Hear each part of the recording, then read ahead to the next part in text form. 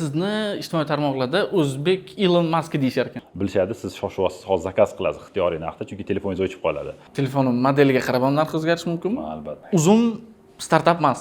Pulni bilasiz qayerdan kelganini.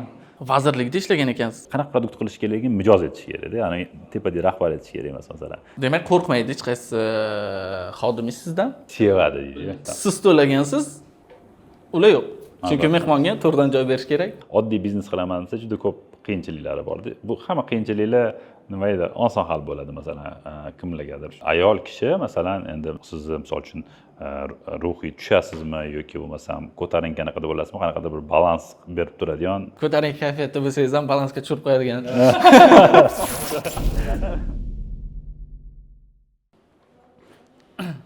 Akmal aka, siz O'zbekistondagi eng taniqli, muvaffaqiyatli tadbirkorlardansiz. Siz haqingizda o'rganganimda sizni ijtimoiy tarmoqlarda o'zbek Elon Musk deyishar ekan. Eshitganmisizmi? Eshitganman shunaqa. Bu sizga qanaqadir xursand qiladimi, xafa qiladimi yoki ahamiyati yo'qmi? Neytralni qarayman desam noto'g'ri bo'ladi menimcha. Sal xursand qilgan, atak unaqa juda katta anaqa emas. Chunki Elon Muskga yetish kosmos bor, juda uzoq distansiyada bilaman.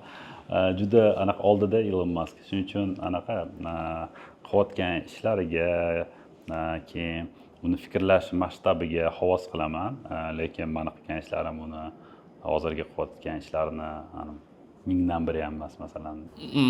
Endi o'zbek Elon Musk deyishyapti. Menimcha juda o'rinli. Nimaga bunaqa deyishlarini tushunishlari uchun men qisqacha o'qib beraman. Agar xatolar bo'lsa aytasiz. Sizni kompaniyalaringiz, loyihalaringizni aytaman. Navimax O'zbekistondagi ilk GPS navigator, Yarmarka.uz O'zbekistondagi ilk internet do'kon, Workly ish vaqtini nazorat qiluvchi birinchi tizim, MyTaxi taksi agregatori deyarli birinchilardan yoki birinchi, Express 24 ovqat yetkazib berish xizmati bu ham birinchilardan va Impact Hub coworking markazi. Nimadir qolib ketdi-yu, xatosi yo'q. Bugungi sonda aynan mana shu bizneslaringizda olgan tajribalaringiz, O'zbekistonda hozir hype bo'layotgan, har ikkita teshikdan bittasida chiqib kelayotgan startaplar haqida, sun'iy intellekt, hozirgi loyihalaringiz haqida qisqacha gaplashmoqchimiz. O'nlab savollarimiz bor. Tayyor bo'lsangiz boshlaymiz. Albatta tayyorman. Bilaman, bu juda ko'p berilgan savol, deyarli hamma intervyuda berilgan, baribir ham bu mavzuni ozgina ochib o'tmasak bo'lmaydi, chunki odamlar sizni tanigani, aynan meni taniganim ham shu Express 24 MyTaxi bilan bog'liq. Birinchilardan bo'lgansiz, MyTaxini boshlaganingizda. Birinchilardan bo'lishni yaxshi tomoni bu tezroq kirib olasiz, bozorini tezroq egallab olishingiz mumkin. Yomon tomoni odamlarga uni o'rgatish kerak. Oldin qanaqa taksi to'xtatilardi? Ko'chaga chiqib, qo'lingizni ona qilib turardingizda, keyin qayerga ekan olib ketdi, qanaqadir narxni kelishasiz va ketasiz. Bu narsani ilovadan taksi chaqirishni odamlarga qanaqa o'rgatgansiz? Masalan, qanaqa kommunikatsiya bo'lgan odamlar bilan, nima qiyinchiliklar bo'lgan o'sha jarayonda aynan? Ya'ni bu odamlarni поведениясini o'zgartirishda eng qiyin. Qiyin narsa. Bizda demak birinchi shu foydalanganlar asosan chetga chiqib, mana ko'pchilik shu vaqtda Rossiyaga chiqib yoki Yevropaga borganda, qaysidir davlatlarga borganda, masalan, qaysidir o'sha vaqtda biz 2015-yil MyTaxini ishga tushirgan bo'lsak, masalan, eshitgan, Uber haqida eshitgan yoki bo'lmasam Rossiyada Yandex taksi paydo bo'lgani haqida eshitganda, qanaqadir bir bu informatsion anaqa bor edi. Ya'ni maydon bor edi. Bu narsa taksini ilova orqali chaqirish qiziq bo'lgan, lekin ishlatmagan edi o'zi masalan. Bizni ishlatishi eng anaqasi masalan juda oson bo'lishi kerak. Baryerlar, ya'ni o'sha xalaq beruvchi narsalar juda past bo'lishi kerak. Biza o'sha mobil ilova qilayotganda qanaqa qilib oson qilaylik, shu bitta knopkani bossam, mashina kelsin. Shu to'g'risida o'ylaganmiz. Juda osonlashtirish to'g'risida o'ylaganmiz anaqani protsessni, zakaz qilish, mashinani kelishi, taksini kelishini anaqasin. Va shunaqangi bir ilova qilganmiz. Ishlatish qulay edi, ochardingiz, kelardi mashina. Bilasizmi qanaqa vaqtlarda o'sardi? Masalan, u vaqtda alternativa bu telefon qilib taksi chaqirish edi. Va telefon qilib taksi chaqirsangiz 40-45 minutda kelardi mashina. 45 minutda. Ha, 45 minutda. Bizaniki 20 minutda kelardi. Bu wow edi. tushunasiz, 25 minut, 20 minut, 25 minutga kelardi, wow edi. Keyin bu narsa sabr anaqasi limiti tushishni boshladi. Hozir masalan taksi bir 7-8 minutda kelmasa, siz asabiylashib boshlaysiz masalan. 7-8 minutga bormaydi, o'sha 3 minutdan keyin. Masalan, shu aytmoqman-da. U vaqtda masalan 45 minut kutilardi. Masalan, Darxonda taksi chaqirsangiz, Sergelida mashina bo'lsa, Sergelidan Darxonga kelib olib ketardi sizni.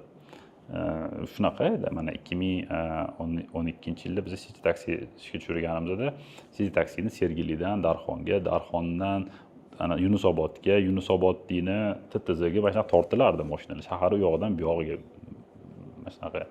Keyin yana buyurtma olib qo'yardi-da, masalan aytardi, men mana shu vaqtda bu yerda bo'lishim kerak derdi, borardi-da, tashlab, keyin qaytib kelib, buni olib borib, mana shunaqa qilib yurardi mashinalar. Chunki bizda City Taxi'da mana 100 ta taksi bilan yurganimizda ko'rardik qanaqa effektiv emasligini marshrutlarni. Va buni effektiv qilish uchun juda ko'p mashina kerak-da, yonida bo'lish kerak-da. Shunda ana xolostoy probeg deydi, ya'ni bo'sh o'tilgan yo'lni kamaytirasiz. Bo'sh o'tilgan yo'lni kamaytirsangiz, vaqtdan yutasiz va yoqilg'idan yutasiz. Ya'ni sizni anaqangiz cost 1 kilometrga bo'layotgan tannarxingiz tushishni boshlaydi. Shuning uchun bu yerda ko'p mashina kerak edi. Ko'p mashina ko'p mijozlarni ham olib keladi-da bu yerda. Shuning uchun biz MyTaxini qurishni boshlaganmiz. Ya'ni City Taxi'da 100 ta mashinada yetmaganligini ko'ribdi. Va o'sish qanaqa bo'lardi? Masalan, shanba, yakshanba yomg'irlar yog'sa, talab eslab qolardi. Yerda MyTaxi to'g'risida eshitgan edim. Hozir men kerak akras deb o'shanda o'rnatilardi. Yoki bo'lmasam kimdir o'rtog'i maqtanardi. Juda ko'p anaqalar, kimdir tug'ilgan kun keladi-da, men taksi appni zakaz qilib keldim. Yoki choyxonada o'tirganda maqtanishadi bir-biriga. Mana men appni zakaz qilsam bo'ladi. Yo'q edi, bir-biriga ko'chirib oladi odam. Shunaqangi viralni, ya'ni odamlar bir-biriga aytib berardi. Undan tashqari haydovchiligi biz kimnidir MyTaxiga ulasak, ular boshqa mijozlar yursa ham, boshqa mijozlarga ham siz men MyTaxini qo'yib oling, oson derdi. Haydovchiga qanaqadir manfaat bo'lganmi bundan? Boshida manfaat bo'lmagan. Bilasizmi nima manfaat bo'lgan? Biz haydovchilardan boshida 15% olardik, taksi kompaniyalar 20-25% olardi. Va bizani foizimiz, masalan, taksi kompaniya foizidan ancha past edi. Shuning uchun undan tashqari MyTaxiga ishlash bu anaqa edi, prestij edi. Kelishardi, iltimos qilishardi, menga nakleykalarni beringlar, yopishtirib beringlar, mashinalarga. Hozir masalan, bilsangiz, MyTaxi ham, Yandex ham, boshqa kompaniyalar ham oyiga 1 million to'lab, masalan, nakleyka yopishtirishadi. Unda o'ziga iltimos qilishardi. Iltimos, menga nakleyka bering, mashinamga yopishtirib oling deb, ana bermasa, qolmasa xafa bo'lib, mana shunaqa vaqt edi. Ya'ni obro' bo'lgan qanaqadir MyTaxida ishlash. Endi bu yangi texnologiya bo'lganda hammada anaqa mayda excitement, ya'ni qiziqish bo'lgan. MyTaxini eshitganman deb o'ylagan odamlar dedingiz, masalan, qayerdadir MyTaxini eshitgan, keyin chaqirgan. Instagram deyar menimcha bo'lmagan, O'zbekistonda juda rivojlanmagan. Qayerdan kommunikatsiya bo'lgan? Ijtimoiy tarmoqlar uncha rivojlanmagan bo'lgan. Qayerdan kommunikatsiya qilgansizlar? Masalan, MyTaxi haqida men bilishim kerak-ku, qayerdan bilaman? MyTaxi, bilasizmi, Facebook endi rivojlana boshlaganda, Facebookda hamma bir-birini taniydigan vaqt edi o'sha vaqtda. Va 300 mingta odam o'tirardi. U butun O'zbekiston Facebookida o'sha vaqtda. Hozir masalan 20 million odam o'tirsa kerak. 300 mingta odam va o'shanda reklama qilish, bitta post qo'ysangiz, yarim Toshkent ko'rardi. Tekin edi. Ya'ni ana o'z like bosishga post yo'q edi masalan. Tushunyapsiz? Juda anaqa hali Facebookka juda boshlang'ich etap edi-da. Biz boshlang'ich etapidan rosa foydalanganmiz. Masalan, Facebookka $10 qo'ysak, hozir $10,000 qo'ysangiz ham shu effektni ola olmaysiz masalan-da. Hamma bir-biriga share qilgan, odamlarga ham podarkalar berish hozir misol uchun juda anaqa qilib ketdi-yu, ana qimmat podarkalar yuboryapti, ular qo'ymayapti.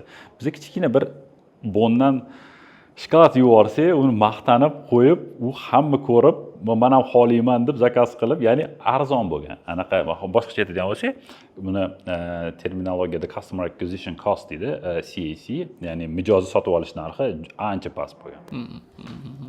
Biz Facebookka o'sha vaqtda o'sishidan foydalanganmiz. Ya'ni masalan, surfing qilayotganda to'lqinga turib oladi, shu to'lqiniga turib olganmiz-da. Eng ko'p berilayotgan savol: MyTaxini sotdingizmi yoki hali ham sizga tegishlimi? Biz sotmadik. Hali ham o'zingizga tegishli. Ko'pchilik o'ylaydi, raqobat bu yomon. Aslida raqobat biznes uchun foydali, ixtiyoriy biznes uchun. Yandex kelganda ko'pchilik o'yladi, bo'ldi MyTaxini sindirdi, ularda milliardlab byudjet bor va hokazo. Aslida ular kelib o'sha bozorni kengaytirib berishdi. Ya'ni o'sha haydovchilar bozorini, mijozlar bozorini meni bilishim bo'yicha MyTaxi ham o'sdi. Ya'ni Yandex kirib kelgandan keyin sinmadi, nabarot o'sdi. Birinchi yilini eslaysiz, qancha foizga MyTaxi o'sganini? Aniq raqamlar esimda yo'q. Lekin bizda nima bo'ldi? Mana Yandex kelgandan keyin biz Yandex kelguncha MyTaxi'da faqat litsenziyasi bor mashinalarni ulirdik. Yandex keldi, litsenziyasi yo'lini ham ulashni boshladi. Keyin biz ham aytdik, bo'lar ekan litsenziyasi mashinalarni ulasa deb, keyin biz ham ulashni boshladik. Va masalan, o'sha Yandex kelguncha 3000 ta bizda mashina bo'lgan bo'lsa, keyin 12000 taga chiqdi. Keyin 15000 taga chiqdi mashinamiz. Ya'ni aytmoqchimanki, mashinalar soni juda ko'p oshdi. Va mashinalar ko'paygan sari effektivnost ham oshdi masalan. Keyin biz yana o'yladik, qarasak, Yandex ko'proq consumer market, ya'ni o'sha arzon tariflarga ko'proq e'tibor bera boshladi. Biz B2B ga ko'p ketdik, ya'ni biznes segmentga, korporativ klientlarga, korporativ tariflarga mana shunaqaga ketdik juda. Va o'tda anaqa katta korporativ bozorda o'yinchimiz. Shu qilamiz. Ya'ni differensiatsiya qilishingiz kerak, farq qilishingiz kerak. Masalan, bir xil qoidalar bilan o'ynasangiz, unda byudjet juda ko'p ishlatasiz. Farq qilsangiz, masalan, sizni aniq, menga bunaqa yaxshi mashina kerakmi, bular. Menga masalan biznesga mashina kerakmi, bular. Menga bunaqa mashina kerakmi, bular degan fikr bo'ladi. Shu bo'yicha aynan savolim bor edi, aynan differensiatsiya bo'yicha. Milliardlab puli bor-da Yandexni. MyTaxi mahalliy brend. Qanaqa qilib unga qarshi turish mumkin? Nimaga odamlar Yandexni emas, MyTaxini tanlashyapti? Nima sababdan? Degan savolim bor edi. Aytishingiz bo'yicha bu o'sha asosan bizneslarga xizmat ko'rsatadi, ya'ni B2B ga. Yo'q, aniq oddiy mijozlarga ham ko'rsatadi. Taksi bozori baribir bu taksi bozorida loyallik nisbatan kam. Pul narx hal qiladi. Agar narxi sal arzonroq bo'lsa, odamlar o'tib ketadi. Ya'ni loyal mijozlar bor. Misol uchun narxiga qaramaydigan, o'ylamaydigan mijozlar bor. Ular kichkina segment, juda kichkina segment. 1% butun bozori masalan 1-2% tashkil qiladi. Lekin qolgan qismi juda ya'ni ta'sirchanligi narxga baland. Masalan, kimdir 5000 arzon berayotgan bo'lsa, u yoqqa o'tib ketib qoladi. 5000 arzon bersa, bu yoqqa o'tib ketishadi. Shuning uchun va bu yerda taksi bozorida pul ahamiyati katta. Ya'ni siz qanchalik bozorga ko'p investitsiya pul tashlasangiz, shunchalik siz ko'proq mijozlarni ola olasiz. Bu anaqasi bor, nima edi? Biznesni tabiati shunaqa bu yerda. Xo'p, baribir savolimga to'liq javob olaman. MyTaxini mana bunaqa deylik bo'lmasa, MyTaxi Yandexdan ko'ra nimasi bilan ustun? Nimalari bilan? 3 ta narsani ayta olasizmi? Servis bilan ustun, chunki haydovchilar terib olinadi. Va haydovchilarning madaniyati, xizmat sifati farqi baland. Narxlar masalasida o'zgina gaplashsak, taksida. Narxlar qanaqa belgilanadi o'zi taksida? Faqat talab va taklifga qarabmi yoki qanaqadir boshqa faktorlar ham bormi? Bilasizmi, men operatsion boshqarish bilan MyTaxida shug'ullanmayman. Shug'ullanmayotganimga 3 yil bo'ldi. Ya'ni 2 yil hozir men AQShda yashayapman va undan oldin ham Express 24 asosan operatsion boshqaruv dedim. Lekin men bilaman qanaqa taxminan qilinishini, lekin hozir masalan bugungi kunda narx qanaqa qilinayotganini sizga hands-on experience deydi, unaqa yo'q menda. Qarang, narxlar qanaqa belgilanadi? Narxlarda demak bir qancha metodlar bor. Birinchisi talab va taklif. Bu yerda ya'ni mashina o'rganish algoritmlari bor. Machine learning deydi, ya'ni u mana shu kundagi 1 yillik mana shu seshanba kuni masalan shu chisladagi talabni hammasini biladi. Qaysi vaqtda qanaqa bo'ladi, ob-havoni biladi, qayerda qanaqa talab bo'lishini biladi, predict qiladi. Ya'ni aytadiki, mana hozir talab buncha bo'ladi deydi. Narxlarni o'shanga qarab qo'yadi. Undan tashqari qayerda qancha mashina borligiga qarab narxni o'zgartiradi. Search pricing deydi, ya'ni mashina kamroq joyda, talab katta bo'lishi mumkin kutilayotgan joyda, masalan, biladi hozir 8 da ertalab talab oshib ketadi. Mana bu yerda mashina ko'p bo'ladi, bu yerda kamroq bo'ladi. Mana shu kam joyda narx baland bo'ladi. Bu yerda kamroq bo'ladi. Bu yerda shunga qarab dinamik narx, ya'ni постоянно o'zgaradi narx. Shunaqa fikr bor. Agar men doimiy boradigan joylarimga masalan taksi chaqirganda uyimga chaqirsam yoki ofisga chaqirsam narx qimmatroq bo'ladi degan. Qanchalik to'g'ri bu? Bilmayman. Chunki algoritmlar shunaqa ko'p fine tuning qilinadiki, masalan bu narsa oldin bo'lgan bo'lishi mumkin, hozir ishlamasligi mumkin yoki bo'lmasam oldin bo'lmagan bo'lishi mumkin, hozir paydo bo'lgan bo'lishi mumkin, lekin men bunaqa juda uyingizga narx o'zgarish bizda bunaqa narsa yo'q deb o'ylayman. Endi bo'lishi mumkin boshqa kompaniyalarda masalan bilasizmi, даже mana shunaqa ham qilishadi. Masalan telefoningiz anaqasi batareyaga qaraladi-da, masalan kam qilayotgan bo'lsa 2-3% qilayotgan bo'lsa narx balandroq ham bo'lishi mumkin. Uberda shunaqa qilishgan masalan. Bilishadi, siz shoshilyapsiz, hozir zakaz qilasiz ixtiyoriy narxda, chunki telefoningiz o'chib qoladi. Va lekin bizda bunaqa narsa yo'q. Qimmat restoranga bormoqchi bo'lsangiz ham shunaqa narx ko'tariladi, chunki pulingiz bor, to'lang degan ma'noda. Siz qimmat restoranga bormoqchi bo'lishingizdan oldin u sizni skoring qilib bo'lgan bo'ladi. Anaqa mayda model, ya'ni app sizni biladi-yu, o'z qayerga borishingiz, qayerda turishingiz, sentrda yuribsizmi, qimmat to'layotgan rayonda yuribsizmi, telefoningiz modeli hammasini biladi-yu. Telefonim modeliga qarab ham narx o'zgarishi mumkinmi? Albatta. Ya'ni masalan ikkalamiz bir joydan chaqirdik. Bizda emas. Yo'q, umuman. Конечно, misol uchun siz eng oxirgi model telefoningiz bo'lsa, masalan, iPhone 17 mi hozir oxirgi model? iPhone 17 Pro bo'lsa, masalan, siz to'lov qobiliyatingiz yuqori. Kimdadir masalan Androidda arzonroq telefoni bo'lsa yoki iPhone 12-chisi bo'lsa, masalan, qobiliyati pastroq ekan deb o'ylash mumkin. Wow. Ko'p faktorlar, juda ko'p faktorlar anaqa narx beradi. Aha. Miyam такой. Telefonni almashtiramiz xullas. Yo'q, qarang, bitta disclaimer. Men MyTaxini bilmayman qanaqa hozir anaqa narx qo'yadi, lekin men masalan Uber boshqa ko'p men misol uchun pricing bo'yicha juda qiziqaman, chunki biz hamma anaqalarimizda, loyihamizda narx beramiz-da. Narx berishda dinamический narsa-da bu-da. Har doim bir xil narx bermaysiz-da. Shuning uchun dynamic pricing qanaqa shakllanishni to'g'risida emas kelib beradi. Endi men nazariyasini. Nazariyasini tekshirganman ham, nomini boshqa anaqasini aytib bo'ladi. Olasizda har telefonda tekshirib ko'ring. Tekshirib ko'rganman. Telefonlarda emas, aynan zaryad bo'yicha mana ikkita telefon olib, bittasini zaryadi 5%, bittasiniki 70-80%. Rostdan ham batareykangizni zaryadi o'sha kamroq qoladigan bo'lsa, xullas, taksi narxi qimmatroq bo'ladi. O'zbekistonda ham bor. Asosiy raqobatchingiz o'sha paytda Yandex bir necha yil soliq to'lamagani haqida xabar chiqqan. Siz intervyularingizdan bittasida buni o'zbekcha mehmondo'stlik degansiz. Bu sizga raqobatda xalaqit bergan narsalardan biri desak bo'ladimi? Masalan, albatta. Siz to'lagansiz, ular yo'q. Chunki mehmonga to'g'ridan joy berish kerak. Albatta, bo'lgan. Hech qanaqa nimadir chora kimgadir yozib boshqa qilib bo'lmagan. Mehmon ustidan kimga yozasiz? Mehmon ustidan qayerga yozasiz? To'g'ri. Mehmon monopolistmi? Hozir O'zbekistonda? Monopolist. Официально menimcha anaqa qilindi shekilli. Официально. Shunaqa statusi ham bor o'zi. Monopolistlik. Yo'q, monopolist degan yoki mana bilmadim, to'g'ri so'zi bor u yerda menimcha anaqa asosiy bozor ulushiga ega o'yinchi deganmi, qanaqadir ana statusi bor. Tagi baribir bir xil menimcha. Yana bitta yulduzli loyihangiz deylik. Express 24. Express 24ni 2024-yilda Yandexga sotdingiz. Sotgan kuningizni eslaysizmi? Shartnoma imzolangan kun nima qanaqa bo'ladi bu jarayon? Men Amerika dedim, O'zbekistonda emas edim. Bu yoqdagi direktor imzolab imzoladi, yozib yubordi, mana imzoladik, biz ofitsialni uchrashib ofisda. Zo'r dedim, tabrikladim direktorga. Qanaqa hissiyot o'tdi? Hech qanaqa yoki qanaqadir ahamiyat kasb etmadimi bu? Bo'ldi. Bilasizmi, srazu bu anaqada bo'lmaydi, keyin o'ylaysiz, to'xta deysiz. Men keyin komanda bilan gaplashdim.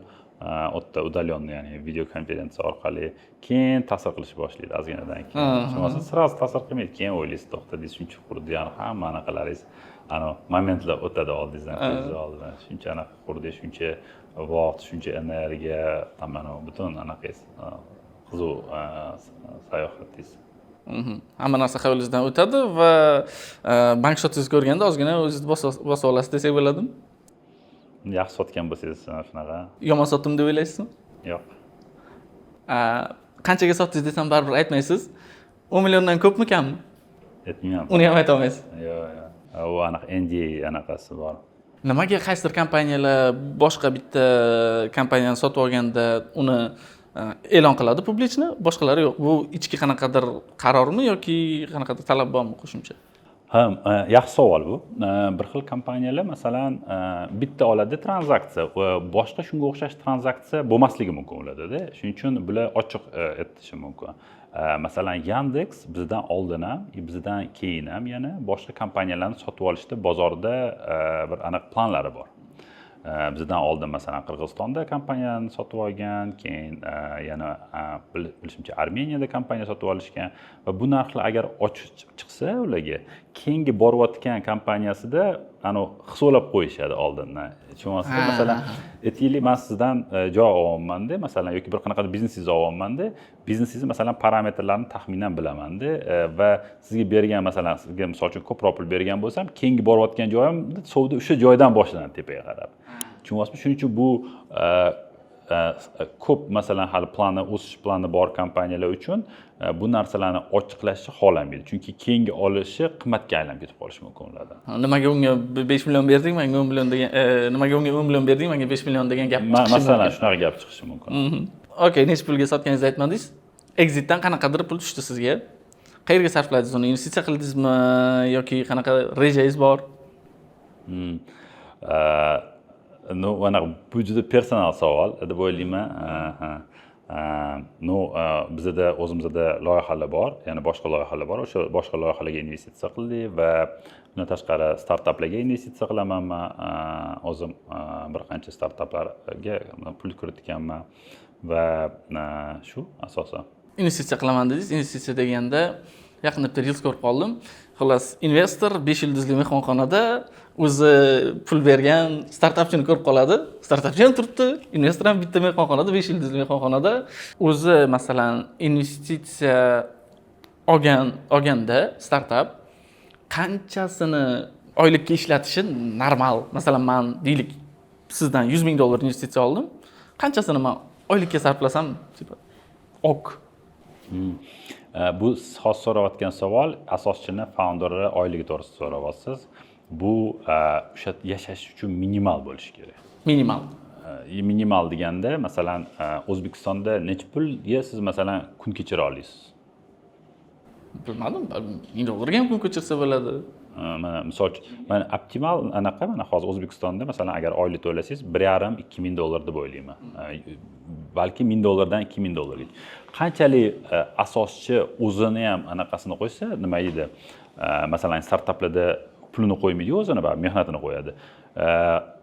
Bir qanaqadir break even nuqtaga yoki bo'lmasam keyingi raundgacha kichkinaroq anaqada ishlasa, seed olgan pullaridan bu uni jiddiyligini ko'rsatadi. Ya'ni skin in the game deydi-yu, ya'ni o'zini terisini ham qo'shganligini ko'rsatadi.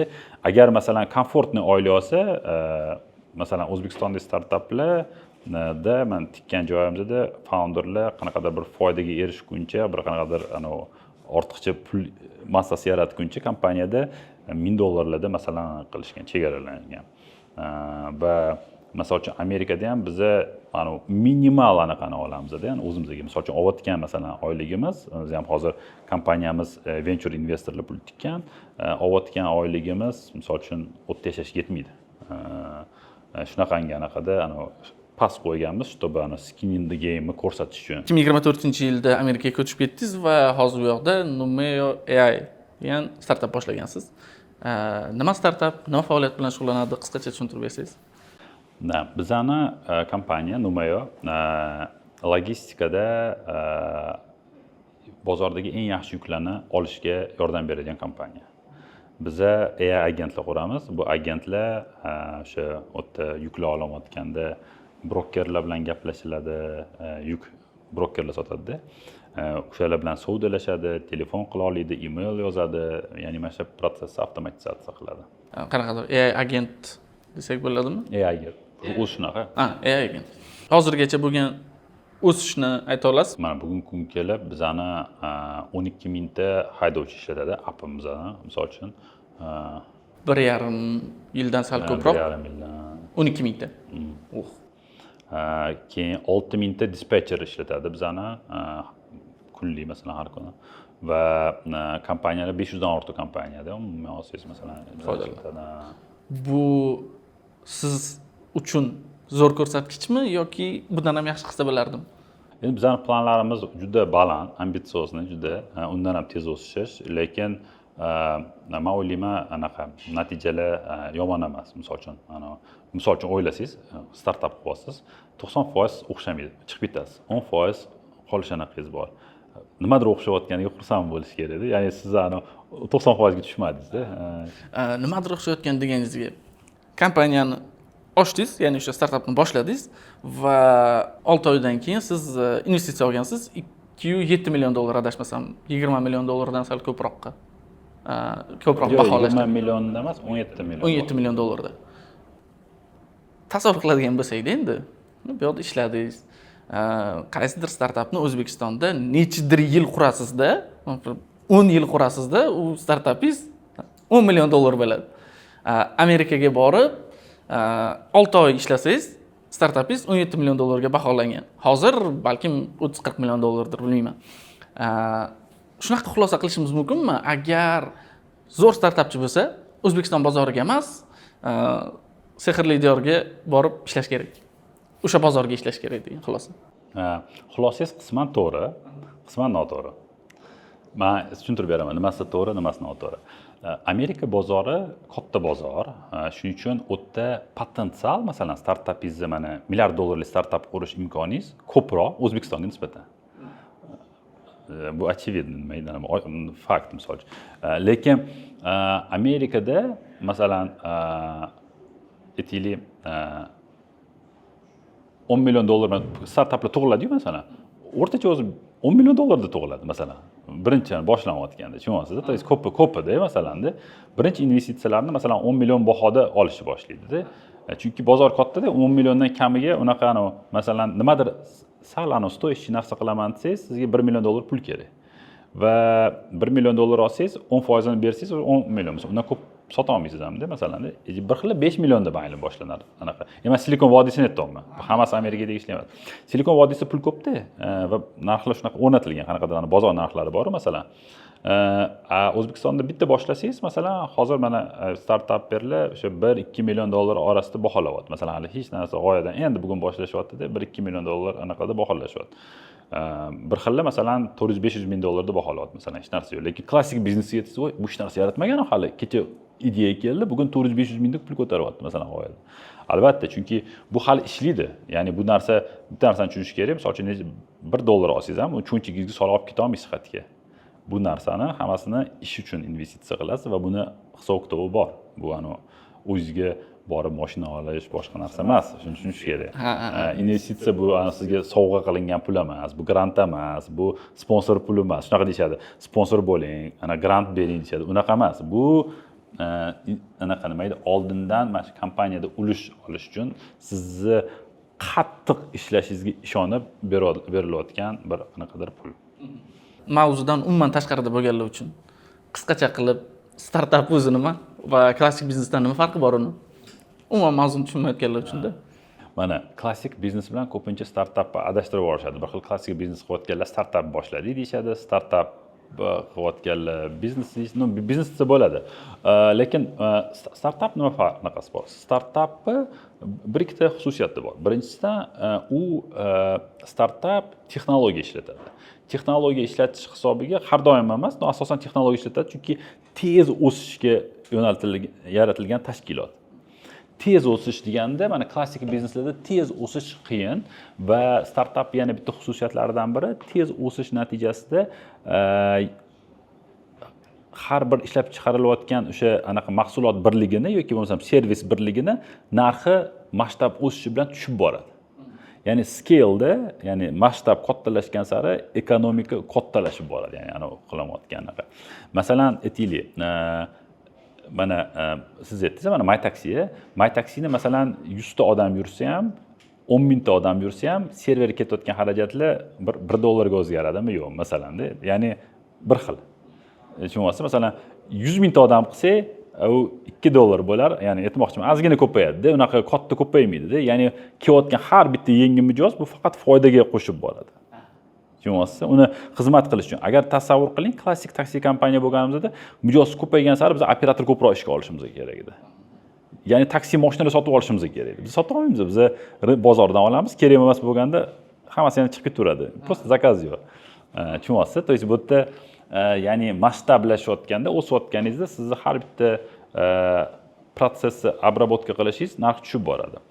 Masalan, Google'da 1 millionta odam qidirsa ham, 1 milliardta odam qidirsa ham narxi, kosti, misol serverlar ishlashi, anaqasi tan narxi uncha o'zgarmaydi. Ya'ni ko'proq odam ishlaganda ko'proq foyda qilishadi masalan.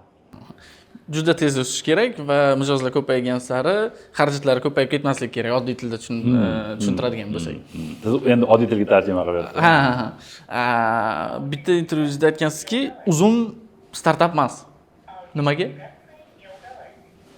Endi qarang, startaplar masalan mana uni startap deydigan bo'lsak, masalan, Uzum qanaqa paydo bo'ldi? Uzum olishdi, masalan, tashkilot, okey, elektron skladlar qurishdi. O'tda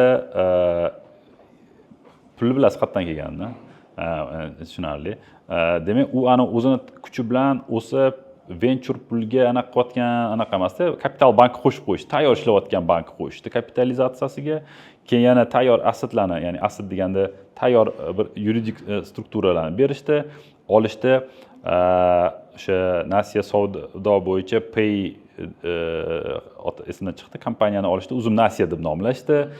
Yig'ishdida, ya'ni masalan Legoga o'xshab holding yig'ishdida, holdingni startap deb nomlashdida, keyin ustida mana shu anaqani qurishdi. Keyin masalan men endi bilmayman, mana juda qiyin narsalardan bittasi, masalan boshqa o'yinchilik qilaman desa, tovarlarni olib kirish yoki sotish, elektron tijorat anaqalari, men bundan o'tganman-da, bilaman. Juda oddiy biznes qilaman desa, juda ko'p qiyinchiliklari bor.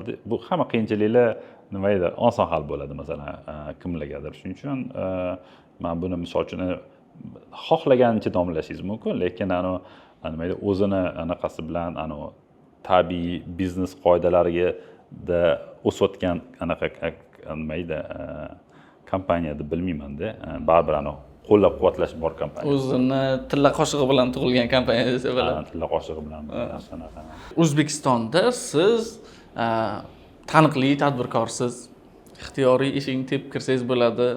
Ham endi ko'p eshiklarni deylik, endi Uzumda bor eshiklarni yoki boshqalarda bor eshiklarni emas, ko'p eshiklarni. Mashhursiz, muvaffaqiyatlisiz, xohlagan joyingizga borsangiz sizni tanishadi. Bizneslaringiz bor. Hammasini yig'ishtirdingizda Amerikaga ketdingiz. Qo'pol qilib aytganda, Amerikada hech kimsiz. Qayerga borsangiz ham, yana bitta startapchi. Nimaga bu komfort zonani tashlab ketdingiz? Bu qanaqadir bolalikdagi orzumi, bu qanaqadir qo'limdan keladimi, yo'qmi degan o'zingizga vizovmi? Nima edi bu? Nimaga tashlab ketdingiz? Endi men har doim mana shu vizovlar bilan bir oxirgi masalan 20 yillik tadbirkorlik bilan shug'ullangan bo'lsangiz, misol uchun qaysidir vaqtda ham biz misol uchun yetarli pulimiz bor edi. Aytaylik 15-yilda ham, 16-yilda ham masalanda bo'ldi deb misol uchun chiroyli hayotga yashab, mana anaqa nima edi, sayohat qilib yursa bo'ladi agar shunaqa orzuyimiz bo'lganda. Lekin bizning har doim katta kompaniya qurish orzuyimiz bo'lgan va o'zimizga shu qiyin bir qanaqadir nima edi, chaqiruv deydimi, vizov deydi. Shunaqa narsalarni, challengelarni olish anaqasi bo'lgan bizda. Va shu Amerikaga borish asosiy anaqam birinchisi AI hozir katta to'lqini kelyapti. Shu to'lqindan foydalanish, ya'ni bu da qiziq kompaniyalar qursa bo'ladi, AI to'lqinida, AI kompaniyalar. Shu AI kompaniya qurish mana anaqa bir nima edi, qiziq men uchun juda soha. Bu bir. Ikkinchidan, o'zingiz aytganingizdek, o'zim uchun vizov, ya'ni bu o'zim uchun challenge. Men shu raqobat katta bozorda, global bozorda kompaniya qura olmaymanmi? Qanaqa bu kompaniya qurish, qanchalik men uchun bu narsa nima edi, qo'limdan keladi deb o'zimni anaqasi nima edi, tekshirish, ya'ni qanaqadir anaqa ma'noda. Keyin uchinchidan, masalan O'zbekistonda bo'lsangiz, baribir qanaqadir bir komfort zonada siz nisbatan masalanda, shuning uchun qiziq, masalan boshqa kulturani ko'rish, boshqa mijozlar kategoriyasi bilan gaplashish, u yerda biznes qilish juda qiziq experience. Nimaga aynan 2024-yilda, bilmadim, 2020-yil ketishingiz ham mumkin edi, 22-yil ham ketishingiz mumkin edi. 24-yili bilasizmi, bu anaqa to'satdan qilingan qaror. Bu 2024-yili men Stanfordga yozda o'qishga bordimda, Stanfordda Executive Program degan dasturi bor va shu o'qishga borganimda u yerda yangi startap g'oyasi keldida, o'shani boshlayman dedim, tez boshladim-da judada va keyin aytdimki, shu hozir AIda shu anaqada ko'chib kelib shuni qilmasam, keyin afsuslanaman dedim. Chunki men 2024-yilgacha bir 10 marta San Fransiskoga borganman-da. Shu har safar borganimda shu yerda nimadir qilishim kerak, shu yerda nimadir qilishim kerak degan fikr bo'lardi. Hozir qaytib ketaman, yana esimdan chiqib ketadi deganman-da. Chunki mana bu yerda proseslar bilan chalg'ib. Shuning uchun o'shanda keyin aytdim, hozir anaqa qilmasam, shu qarorni qabul qilmasam, shu to'lqinga hozir tushib olmasam, hozir aytganingizdek, to'lqinga tushib olmasam, keyin afsuslanishim mumkin degan anaqa bilan. Oldin ham ko'p borgansiz San Fransiskoga, Amerikaga. Endi lekin bu safar oilaviy, yangi biznes ochish uchun, yangi viziflar bilan bordingiz. Birinchi hafta qanaqa o'tdi? San Fransiskoda aynan qiyin. Kontrastni. O'sha birinchi oy anaqa crazy deydi-yu. Nimaga qiyin? Yangi uy ketishimdan oldin arendaga olib ketganman. Yangi uyga ko'chishimiz kerak. Men bolalar bilan keldim. Avgustda keldim. Bolalarni maktabga olib kirish kerak. Endi men Amerikada oldin maktabga olib kirmaganman bolalarni va o'tda juda byurokratiyasi bor o'ziga yarasha. Masalan, meditsinskiy vaksinalar olish kerak, vaksinalarning yo'g'ini qilish kerak. U doktorga telefon qilib bizga yugurib borib olib kelmaysiz u narsani. Yozilish kerak. Keyin yozilishingiz uchun birinchi bolalarga strafovka olish kerak. Strafovka, juda byurokratiyasi ko'p. Hammasiga telefon qilib, misol uchun klinikaga uchrashuv belgilaman desangiz, yarim soat telefonda o'tirishingiz kerak kutib liniyada, masalan, shunaqa qiyinchiliklar. Endi bu byurokratiyasi bor. Keyin birinchi oy biz uyda mebel terish bilan o'tgan. Mebel zakaz qilaveramiz. Qiziq narsa bo'lgan, Amazondan juda ko'p uyga mebel, hamma mebelni O'zbekistonda zakaz qilganman. Keyin Amazon akkauntimni uchayotganda Istanbulga qo'yganda bitta ochganman, fraud deb o'ylab blok qilib qo'ygan. Chunki yangi Amazon akkaunt bizni o'tda bir butun uyga kerak mebellarni hammasi zakaz qilib olgan bo'lganimizda, hammasi отменаlar bo'lib ketib qolgan. Akkaunt, to есть отмена bo'lmagan, akkauntlar yopilgan, qaysidir qismi отмена bo'lgan, qaysidir qismi kelgan, hammasiga pul yechilgan yana. Keyin kelyapmiz, bilmaymiz endi. To'xta dedi, Amazon akkauntimizni qaytarib ololmadik. Keyin ko'p narsani undoq kutdik, bir hafta kutdik, nima kelar ekan dedi. Keyin nimadirimiz keldi, nimadirimiz kelmadi. Borib Ikeadan masalan narsalar olib keldik. Keyin okey dedi, keyin dash kelib qolsa ham qaytarib yuboramiz, chunki akkaunt blok qildi masalanda.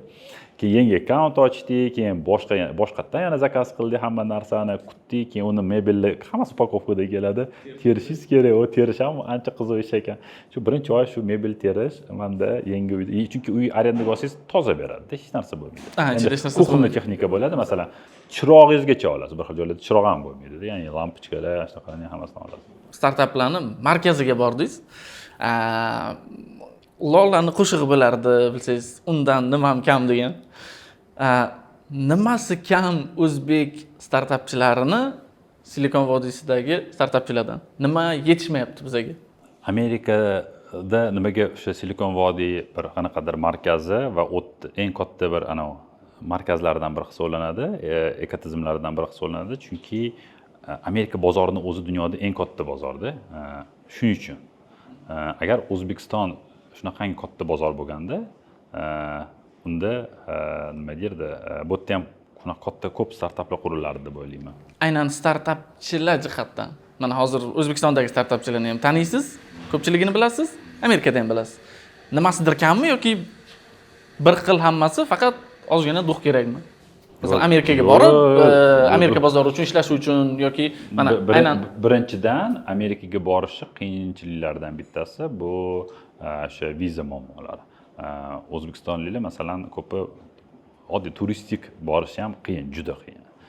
Hatto talantli yigitlar, qizlar masalan yaxshi universitetlarga kirib ham viza ola olmayapti. Shunaqa muammo bor. Ya'ni Amerikaga bizani borishimiz o'zi qiyin, juda. Bu birinchi muammo. Ikkinchi anaqalardan bittasi Amerikada juda yuqori konkurensiya. Raqobat super yuqori, O'zbekistonda konkurensiya yo'q. Startapperlar orasida ham. Startapperlarni qarasangiz, 3 kun ishga chiqmasa ham shu tempda ketadi. Bir oy uxlasa ham, yana chet elga borib kelsa ham yana shu tempda ketaveradi. Ya'ni aytmoqchimanki, temp juda anaqa past, juda past. Nimaga? Chunki raqobat yo'q. Nimaga? Chunki bozor juda kichkina. Taqdimot ko'rsatuvini ko'ryapsizmi? Ko'rib turaman, bir kuzataman. Tushunmaganlar uchun yoki ko'rmaganlar uchun taqdimot bu Zo'r TV'ga ketadigan, efirga uzatiladigan ko'rsatuv. Bu yoqda startapchilar keladi, o'zini g'oyalarini investorlarga taqdimot qiladi va qanchadir foiz evaziga investitsiya olishadi yoki investitsiya olishga harakat qilishadi. Yaqindan boshlab Anvar aka Erchayev o'sha taniqli moliyachi, investor qo'shildilar, investorlar safiga. Anvar aka Erchayev bilan bo'lgan birorta sonni ko'rdingizmi? Ko'rdim. Ko'rdingizmi? Anvar aka Erchayevni ko'rib, men shunaqa ощущение, shunaqa fikr tug'ilyaptiki, Anvar aka so'kin bormoqchi bo'lyaptilar-yu, qila olmayaptilar bu ishni. Yuz ko'rinishlaridan asabiylashyaptilar. Nimaga? Bitta startap chiqqan, kuniga $75, $70-75 pul topadi, oyiga $2000-2100 va o'zini $2 million ga baholayapti. Anvar aka tushunmayapti uni. Qayerdan bunaqa baholash o'zi? Men ham e'tibor berganim, ko'p startaplar mana taxminan bizning bahomiz bugundan $3 million deyshadi-yu, bugundan $5 million. Nimaga o'zi bunaqa bo'lyapti? Birinchi savol, ikkinchisi o'zi qanaqa baholanadi startap? Masalan, men oyiga menimcha pul topsam, qanchadir foizga o'ssam, hisoblab olishim uchun aniq qanaqadir formulasi bormi yoki men ham ertaga qanaqadir ideyani boshlab oyiga $100 topsam ham, $500 topsam ham bo'ldi. Bugundan men $1 million deyishim mumkinmi? Buni aniq formulasi yo'q. Chunki startaplar boshlang'ich etaplarda bu shu investorlarning ishonchi asosida va o'sha asoschini bermoqchi bo'lgan ulushi asosida bir o'rtada kelishiladigan narsada. Bu yerda bir qanaqadir aniq mana bu buncha turadi, bu buncha turadi degan narsa yo'q. Mana agar banklar biznes plan bo'yicha klassik bizneslarni baholay oladi. Masalan, qanaqadir endi DCF, discounted cash flow metodi bor. Masalan, oladi, kelajak daromadidan diskontlab keladi, hozirgi kuni qancha turishini masalan. Startaplarda bu qiyin. Nimaga? Chunki startaplar bular bu innovatsiya, ko'proq texnologik yengillik hisobiga tez o'sib ketishi mumkin, masalan. Va shu katta o'sib ketsa, asosiy investitsiya boshda kerak bo'ladi, keyin ya'ni o'zini o'zi qoplab ketishi mumkin-da va bu katta natijalarga olib kelishi mumkin. Masalan, bizning qurgan kompaniyalarimizga boshda qilingan investitsiya, misol uchun shu vaqtda tam 2005-yilda Zafar aka kirganlar $45 ming investitsiya, angliyski investitsiya qilganlar va bu misol uchun katta kompaniya qurishga anaqa bo'lgan, sababchi bo'lgan. Aytmoqchimanki, shunaqangi klassik biznes oladigan bo'lsangiz, siz unga ko'p investitsiya qilasiz. Masalan, oddiy bitta do'kon quraman desangiz ham yoki restoran quraman desangiz ham bir qursangiz agar $300-400 ming ketadi. Juda ko'p pul ketadi. Va startaplarni keyin masshtablashtirishda territoriya ham yo'q, ya'ni ketaverasiz. Masalan, mana ovqat yetkazish berish xizmatimizdan ekspress xizmatlari masalan Samarqandda ishga tushirmoqchi bo'lsak, biz misol uchun bir 2 haftada tushirganmiz. Ozgina kodni o'zgartirasiz, tushirasiz. Masalan, $5 ming, $10 ming bilan ham ishga tushirib yuborganmiz bir xil viloyatlarni va u misol uchun $10 ming ishlatsangiz bir oyda pulingiz qaytib keladi. Misol uchun, ya'ni chunki asosiy anaqa engine, ya'ni dvigatel ishlayapti. Shuning uchun bir xillarda mana $2 million baholasa, bunda mantiq bor. Chunki men o'zim investitsiya qilgan kompaniyalar bo'lgan. Men masalan endi paydo bo'lgan ideya vaqtida 10 million bahoda, hech narsa yo'q, 10 million bahoda ham pul berganman masalan, yoki bo'lmasam undan balandroq bahoda ham pul bergan joylarim bo'lgan. Aytmoqchimanki, bu yerda qaysi bozordaligi, asoschini qanchalik kuchli emasligi va u tushuntirib bera olish kerak. Nimaga? Masalan, u hozir 2 manaqa narsada agar investor pul tikayotgan bo'lsa, bu taxminan keyingi bir 3-4 yilda mana shu kompaniya 5 yilda bir 30-40 marta o'sish kerak-da. Masalan, 2 million degan narsa 60-70 million bo'ladimi bu yerda? Qanchalik shu asoschi shuni qila oladi. Agar birinchi startap qurayotgan bo'lsa, to'xta. Ko'p o'ylardim men masalan. Agar ikkinchi marta qilayotgan bo'lsa, qanaqadir xatolarni tushuntirib bera olsa, nima Mana anaqa so'raydigan savollardan bittasi nima sani what's your unfair advantage deydi. Ya'ni nima san bilasanki boshqalar bilmaydi. Yo nima narsani san boshqacha qila olasanki boshqalar qila olmasdi. Sanda nima shunaqangi bir anaqang bor? Yoki men shunaqa komandani zo'r unikalniy yig'dimki, что bunaqangi yulduzlarni birlashishi qiyin edi. Yoki san nimaga san buni qilasan? Nega masalan ertaga boshqasi qilmaydi? Nimaga masalan ertaga masalan san mana shu biznesni qilyapsan dema, xuddi shu biznes sanda muvaffaqiyatli bo'layotgan bo'lsa, orqasidan masalan boshqa startapga pul tiksam, xuddi shu narsa tez yetib kela olmaydi masalan. Nima narsa borki, sanda qanaqadir bu yerda unikal formula. Masalan, men shuni bilishga qiziqaman. Agar shu narsani topa olsangiz, qiziq. Bir xillarda bo'lmaydi bu narsa. Bir xillarda mana startaplarda first movers advantage deydi. Ya'ni birinchi yuruvchini anaqasi bo'ladi, kuchi bo'ladi. Ular qanaqadir bir himoya yaratadi kirib olgandan keyin.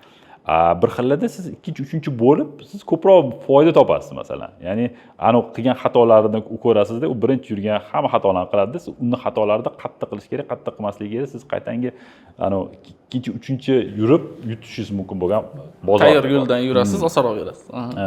Chunki shuni tushunish kerak. Bu anaqasini tushunish kerak. Mana nima anaqasi bor. Anvar akani ham men anaqa qilaman.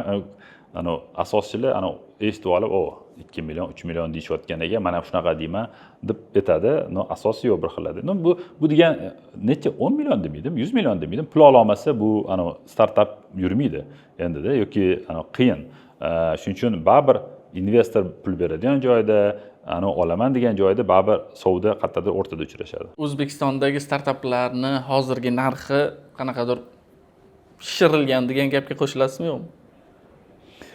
Shishirilgan demasdim, bu yerda hali bozor endi tug'ilyapti-da. Shuning uchun tug'ilayotgan vaqtda hali o'zi nimaga asoslanib baholanadi degan narsani hali o'sha asoschilar ham uncha tushunishmaydi, investorlar ham ko'p tushunmaydi. Bu anaqada yuribdi, hamma anaqada, nima yuqori kayfiyatda yuribdi. Bulutlarda yurishibdi. Vibe'da yurishibdi-da, vibe pricing deyman, anaqa xohlagan narxini aytib, bular va deb tushunmagan investorlar ham voy bu hozir ertaga zo'r bo'lib ketadi deyapti. Okey, zo'r bo'lib ketsa necha marta x qilasan sen masalan? Risklaringni olganda mana oddiy matematik formulada masalan risklaringni ko'paytirgan masalan. Masalan, qarang. Siz masalan startap qilyapsiz. Startapingiz masalan hozir aytyapsiz, mana bahosi 2 million deyapsiz. Mana kiring deyapsiz, 200 ming olaman deyapsiz. Misol uchun 10% ga. Xo'p deyapman, masalan startaping eng zo'r bo'lib ketsa O'zbekistonda necha pul turadi ertaga, mana kim exit qilsa masalan sotsang. Bundoq qaraydi, u 10 million bo'ladi. Okey, 5 marta o'sar ekan. Men endi qarang, 5x qilamiz masalan, mana 5x. Keyin olamanda to'xta deyman, anaqa deyman, o'xshash ehtimoli masalan 10% saniki. Mana statistika shuni aniq qilyapti. Masalan, sen birinchi marta boshlayapsan, 0.1 ga ko'paytiraman masalan. Уже 5x siz 0.5x bo'ldi. O'g'ri men pulimni уже yarmini yo'qotyapman masalan-da. Probability bo'yicha уже men bor pulimni yo'qotyapman. Men kerakmi yo'qmi masalan deb o'ylashim kerak. Tushunasizmi? Mana shunaqa oddiy formulaga solsangiz masalan, uni muvaffaqiyatli bo'lish hech kim hamma muvaffaqiyatli bo'ladi deb o'ylaydi. Juda optimist, pul chiqayotganda yoki bo'lmasa pul so'rayotganda. Xo'p, 90% mana statistika aytyapti, muvaffaqiyatsiz bo'lasan. Даже hatto 3 yilda 95% masalan. Unga yetib bor, o'z pulimni qaytarishim bitta anaqa. Hali sen umuman bozorda qolasanmi, yo'qmi masalan degan ikkinchi savol bor masalan. Shularni o'ylasangiz, agar bunday olib yozsangiz ham o'zi anaqada daftarda chiqib keladi. Zararda chiqib kelasiz. Demak, bulutlarda yurishibdi, startapchilar ham, ularga pul berayotgan investorlar ham. Ya'ni qimmatroqqa ham sotib olishyapti, balki. Yo'q, bu yaxshi. Mana masalan aytaman, hech narsa bo'lmagandan ko'ra shunaqa bir harakatlar bo'lishi bu ikkita tomonni o'rgatadi. Ya'ni bozorda qancha raqamlar ko'paysa bor, qanaqadir bir keyin nima edi, haqiqat paydo bo'ladi. Haqiqat paydo bo'ladi, qachon haqiqiy investor va haqiqiy startapchilar bo'lsa. Biz shu bo'lish jarayonidamiz desak bo'ladi. Qanchalik to'g'ri sizni fikringiz bo'yicha bu proseslarga davlatni aralashuvi, ya'ni pul tikayotganlarning hozir asosiy qismi o'zini shaxsiy cho'ntagidan olib tikmayapti, davlatdan ajratilgan qanaqadir budjetlarni tikyapti. O'sha uchun meni fikrim bo'yicha o'sha uchun Anvar aka asabiylashyapti va o'zini cho'ntagidan chiqarib berayotgani uchun u haqiqatan miyasida hisoblayapti. Mana hozir siz hisoblaganday. Balkim davlatning pulini ishlatayotganlar osonroq berayotgandir bu investitsiyani. qanchalik sizni fikringiz bo'yicha to'g'ri ketyapti, qanchalik to'g'ri? Mana qarang, davlat eng yomon boshqaruvchi. Mana shuni tushunib olaylik. Davlat eng yomon, agar qayerdadir boshqarsa, o'sha yerda ana xususiy sektorga nisbatan juda yomon boshqaradi. Endi agar pul davlatniki bo'lsa, lekin boshqaruvchi davlat bo'lmasa, bu normal. Ko'p davlatlarda masalan, davlatning pulini olib, boshqa boshqaruvchilar, ya'ni professional boshqaruvchilar u pulni boshqarib tikishadi. Masalan, mana Silikon vodiysida ham ko'p venture fondlarga, masalan, katta Qatar suveren fondlari bor, masalan, Norvegiyaning suveren fondlari, davlatning fondlari borda, shu fondlar pul beradi. Milliardlab pul beradida. U pullarni olib venture anaqalar fondlar startaplarga pul tikadi. Va o'sha qilgandan carry deydi, ya'ni protsent ishlaydi. Oyligi o'shandan kelib chiqadi investorlar. Investorlar o'zini puli yo'q ko'pini masalanda, u yerda ana ham ishchilar, investorlar, bular tashkilotlar. Bitta joydan pul olib, boshqa joyga joylashtiradi. Shuning uchun davlatning pulini tikish, masalan, bu tartibli, intizomli bo'lsa yaxshi, chunki kimdir bu sohaga masalan pul berish kerak. Endi davlat puli misol uchun bu sohani rivojlantirishi mumkin. Qolgan ko'p bekor joylarga ketyapti, qaytanga ana to'g'ri upravляющий bo'lsa, anaqa qilish kerak, ya'ni boshqaruvchiga berilsa yaxshi. Agar davlat o'zi boshqarsa, bu yomon. Vazirlikda ishlagan ekansiz. Mana shu yangilik bo'ldi. Men 2 oy Moliya vazirligini g'aznachilik bo'limida ishlaganman, o'sha universitet bitirganimda, ya'ni bu testoviy period bo'ladi, o'sha yerda shunaqa ishlaganman, keyin yoqmagan ishlash, davlat tashkilotida ketganman. Intervyularingizdan birida aytgansizki, meni boshimda rahbar turishi menga yoqmagan. Shu uchun ketganman. Asosiy sabablardan bittasi kimdir menga rahbar bo'lishi menga ma'qul kelmagan degan narsa. Shu masalan intervyungizni qanaqadir sizni qo'lingizda ishlaydigan ishchilar ham ko'radi-ku. Qanaqadir noto'g'ri tushunib qoladi deb o'ylamaysizmi? Yoki noto'g'ri tushunib qolmaydimi? Yo'q, qanaqa tushunsa tushunaversin, u o'zining ishi. Lekin masalan, menda bilasizmi, men anaqa his qilganman, masalan, institut bitirib kelganmanda, davlat tashkilotlarida byurokratiya bor. Shu byurokratiyani qoidalariga bo'ysunsangiz, siz misol uchun o'yin qoidalari masalan faqat performansingizga qarab emas, ya'ni sizni samaradorligingizga qarab emas. Masalan, o'tirib siz dastur quvos kechasi bilan ishlashingiz mumkin, keyingi kun kelmasligi mumkin. Mana xususiy kompaniyalarda bu bemalol. Anaqa qildingmi, rezultat berayotsanmi, bo'ldi. To есть sen qanaqadir anaqa beriladi. Yeb kelsa, davlatda unaqa emas. Keldingmi, tabelga qo'y, chiq. Mana shu byurokratiya yoqmagan. Keyin qanaqadir rahbarlarni yig'ib, qanaqadir instruksiya berishlari yoqmagan. O'zi tushunmaydi-da, masalan, IT-da, ya'ni IT bo'yicha masalan qanaqa produkt qilish kerakligini, qanaqa produkt qilish kerakligini mijoz etish kerak-da. Ya'ni tepada rahbar etish kerak emas, masalan. Shu narsalar noto'g'ri deb bilganman-da, keyin qaytarib gapirib bo'lmaydi, unga xato gapiryapsan deb. Albatta. Har bitta muvaffaqiyatli erkakning ortida ayol turadi degan gap bor. Qanchalik qo'shilasiz bu fikrga? Qo'shilaman. Endi masalan, ayoli yo'q, erkaklar ham bordir muvaffaqiyatli masalanda, lekin masalan endi ayol kishi masalan endi siz oilangiz bo'lsa, oilangiz bormi sizga? Oilangiz bo'lsa, masalan, oilangizda qanaqadir garmoniya, shu balansda ushlab turuvchi bir anaqada nima edi, inson hisoblanadi. Siz masalan agar o'sha bilmayman, hamma har xildir, misol uchun mana oiladan kuch olishingiz kerak-da, qaysidir ma'noda, misol uchun qanaqadir ishlar qilayotganingizda shu sizni misol uchun ruhiy tushasizmi yoki bo'lmasam ko'tarinki qanaqa bo'lasizmi, qanaqadir bir balans berib turadigan anaqa oilangiz batareyada baribirda. Ko'tarinki kayfiyatda bo'lasizmi deganingizga takoy. Ko'tarinki kayfiyatda bo'lsangiz ham balansga tushirib qo'yadigan.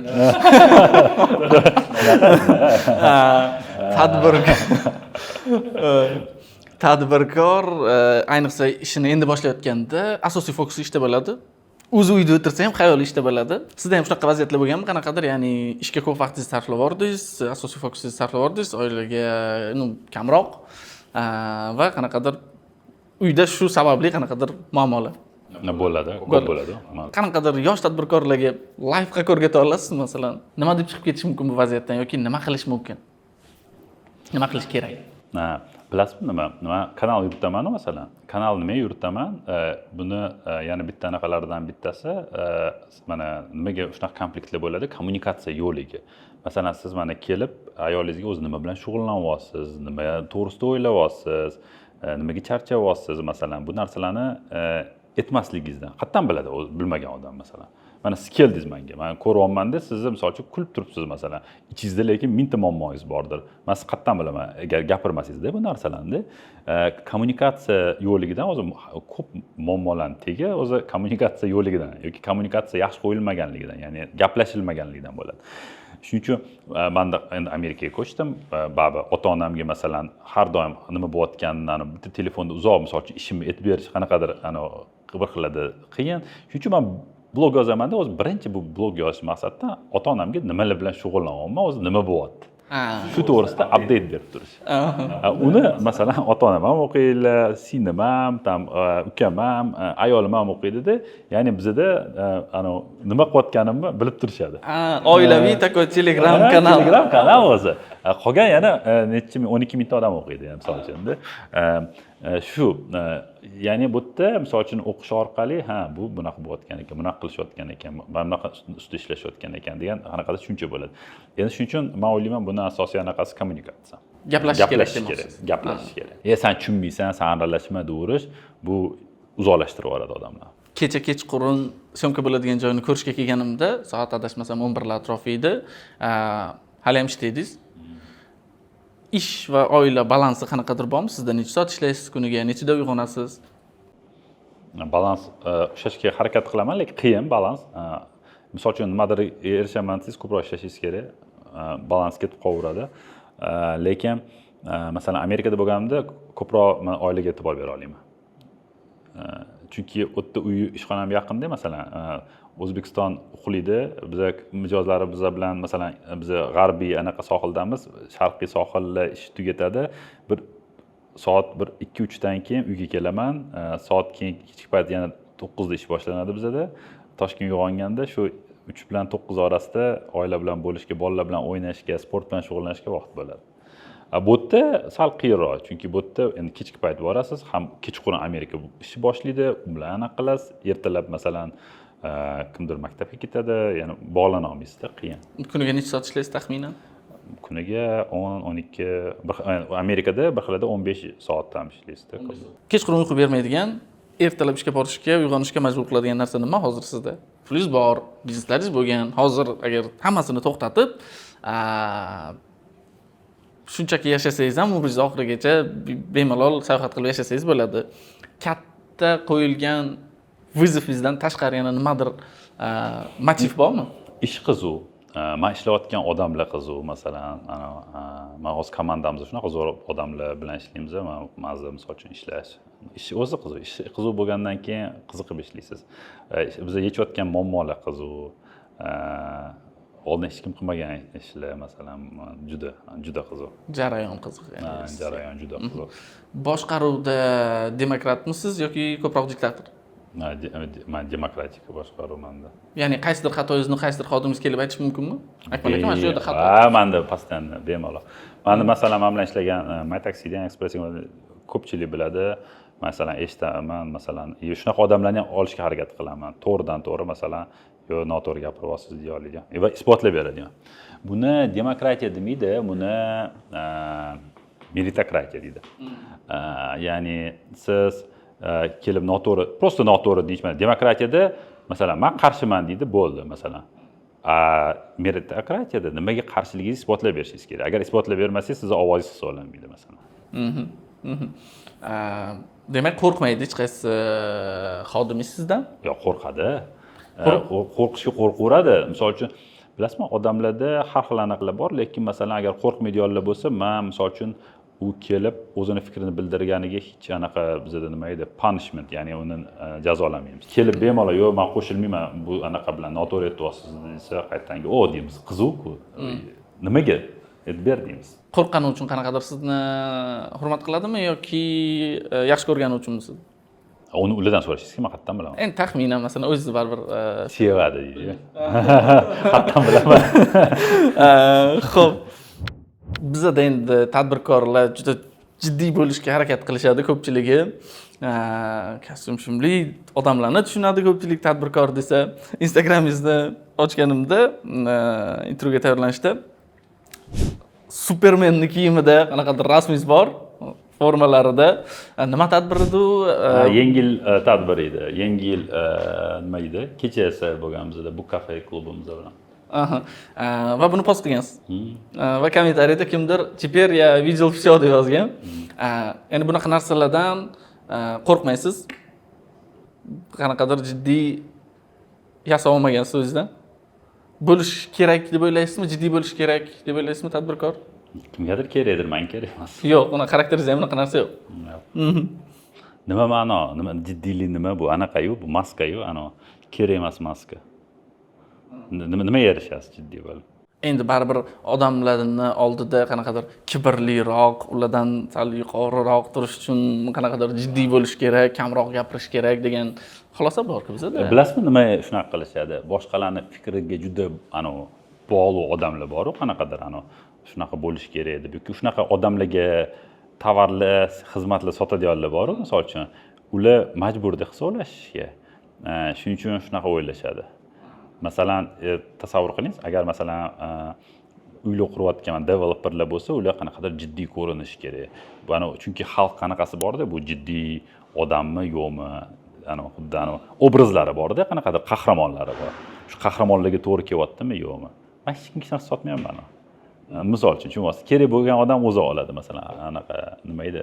Bizning xizmatlar anaqalar, nima edi? Kasbchilik bo'lish shart emas. Jiddiy emasligimga qarab anaqa qilmaydi. Agar men davlatga nimadir sotayotganimda ancha jiddiy gaplashardim siz bilan ham, kastim shim kiyib o'tirardim masalan. Misol uchun-da. Ya'ni bu biznesning qaysidir muammosiga yechim desa bo'ladi. Ya'ni o'sha obrazni. Ya'ni davlat bilan ishlamoqchi bo'lsang, demak sen kastim shim kiyib borsang, seni jiddiyroq qabul qilishadi. Shuning uchun yo'q, bunaqa bir stereotip bor. Shuning uchun shunaqa qabul qilishadi. Lekin hozir o'zgaryapti. Hozir Silikon vodiysida investorlar shortida yirtilgan maykada kelib o'tiradi. Masalan, $1 milliard chek yozadiganlar ham masalanda, tushunasizmi? Kastim shimda o'tirmaydi. Kastim shimda konsyerzlar yoki bo'lmasam bank xodimi o'tirishi mumkin masalanda, tushunasiz? Silikon vodiysida bu mavodoga ogohlantirib qo'yaman. O'zbekistonda hozircha ishlamaydi. O'zbekistonda hozircha kiyimingizga qarab baribir baho berish bor. Tan olish kerak. Shuning uchun mana shu anaqalarga qarab qilasiz. Endi men misol uchun hech kimga hech narsada isbotlashim shart emas, shuning uchun. Supermenning kiyimida ham chiqsa bo'laveradi shuning uchun. Blitz bizada qisqa savol beraman. Xohlasangiz qisqa, xohlasangiz batafsil javob bersangiz bo'ladi. Davom ettiring. Siz uchun biznes bu? Bu o'zini kashf etish, o'zini orzularini amalga oshirish. Yo'l yoki natija? Yo'l. Natija yomon bo'lsa ham yo'l qiziq. Baxt yo'lda, natijada emas. Hayotingiz yoki dunyoqarashingizni o'zgartirgan bitta kitob? Unaqa yo'q. Bitta kitob, ko'p kitoblar o'zgartirgan. Bittasini aytmayman. Orzungiz nima? Orzuyim bu hayotda shu baxtli, to'liq nima deydi, atrofimdagilarni bilan birga rozichiligida yashashda. Bizda har bitta выпускda tanlov bo'ladi. Izohlarda qaysidir talabni bajargani uchun nimadir sovg'a beramiz. Qanaqadir sovg'a bera olsangiz, bu qanaqadir konsultatsiya bo'lishi mumkin, bu kitob bo'lishi mumkin, xohla istalgan narsa. Yaxshi. O'sha misol uchun tanlasak, birga bir 20 minutlik call qilishimiz mumkin. Zoom call. Nima talabni bajarishni izohlarda nima qilishsin? Qiziq savol. Eng qiziq savol egasiga deylik, masalan, qiziqqa aniqlashtirmaymiz anaqaligini. Qanaqa qiziqligi? Yoqqan savol egasiga. Ya'ni izohlarda savollarni yozib qoldirasizlar. Eng qiziq savol egasi bilan 20 minutlik konsultatsiya qilamiz onlayn.